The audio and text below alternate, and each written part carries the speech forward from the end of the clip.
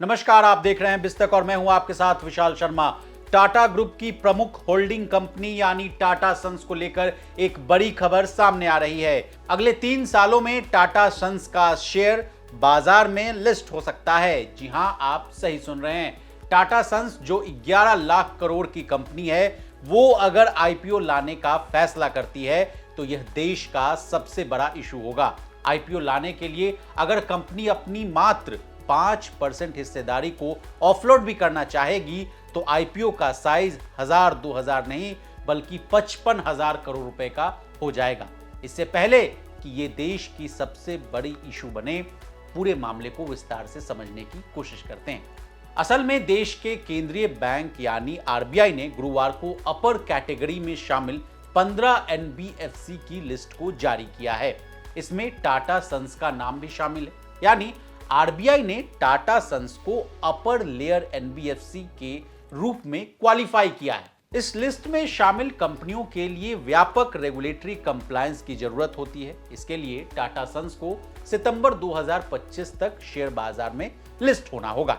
अगर company list होगी तो इससे आम निवेशकों को काफी फायदा होगा। चलिए, ये तो बात हुई निवेशकों के फायदे की, लेकिन इस कहानी में एक और एंगल है।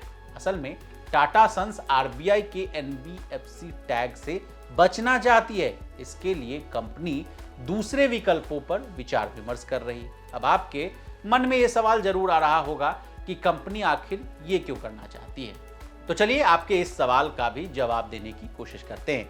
आरबीआई के मुताबिक अपर लेयर लिस्ट में शामिल एनबीएफसी को सख्त नियमों का पालन करना पड़ता है। इस लिस्ट के नोटिफाई होने के 3 साल के भीतर कंपनी को लिस्ट होना पड़ता है। बता दें, अपर लेयर एनबीएफसी के नोटिफिकेशन की तारीख के बाद 3 महीने के भीतर अपने रेगुलेशंस के बारे में बोर्ड से अप्रूवल करके एक रोड मैप भी तैयार करना होता है। यानी कंपनी इन झंझटों से बचना चाहती है।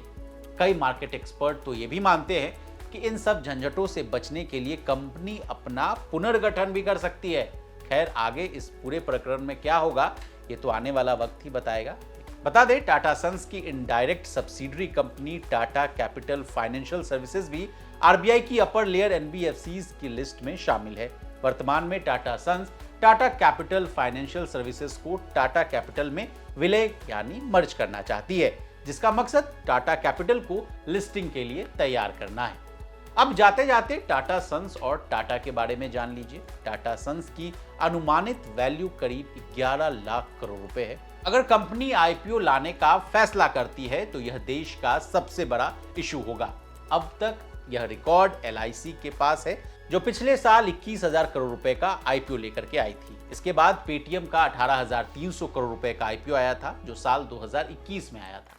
बता दें, टाटा सन्स में टाटा ट्रस्ट की 66% और शापूरजी पालोनजी ग्रुप की इसमें 18.4% हिस्सेदारी है। बाकी हिस्सेदारी टाटा ग्रुप की दूसरी कंपनियों और दूसरे शेयर होल्डर्स के पास है। तो इसी तरह बिजनेस जगत से जुड़ी तमाम ताजा तरीन खबरों के लिए बने रहिए हमारे साथ और देखते रहिए बिस्तक।